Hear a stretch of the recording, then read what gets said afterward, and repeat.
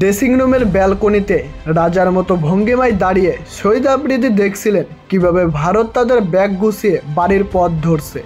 তার মুখের অভিব্যক্তি ছিল দেখার মতো।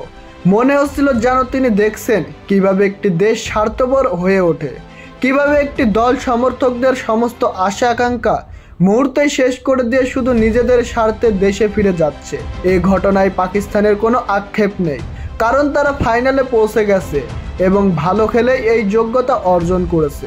ওয়ার্ল্ড চ্যাম্পিয়ন্স লিজেন্ডস লিগে পাকিস্তান যে ফর্মে রয়েছে তাতে তাদের কাছে ভারত কিছুই নয়, কারণ এই আসরে যুবরাজ সিংয়ের দল খুবই বাজে পারফরমেন্স করেছে।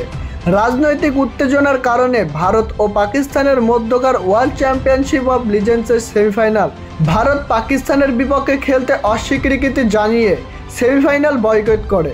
ফলে নিয়ম অনুযায়ী পাকিস্তান ফাইনালে খেলার যোগ্যতা অর্জন করে। ম্যাচ না খেলায় ভারতীয় দলকে মাঠ ছাড়তে হয়। এই ঘটনার একটি ভিডিও সামাজিক যোগাযোগ মাধ্যমে ভাইরাল হয়েছে। ভিডিওতে দেখা যায় ভারতীয় দল মাঠ ছেড়ে চলে যাচ্ছে এবং শহীদ আফ্রিদি ড্রেসিং রুমের ব্যালকনিতে পা তুলে রাজার মতো বসে পুরো দৃশ্যটি উপভোগ করছে। তিনি দেখছিলেন কিভাবে যুবরাজ সিং এবং শিখর ধাওয়ানের মতো খেলোয়াড়রা ব্যাগ গুছিয়ে স্টেডিয়াম ত্যাগ করছে।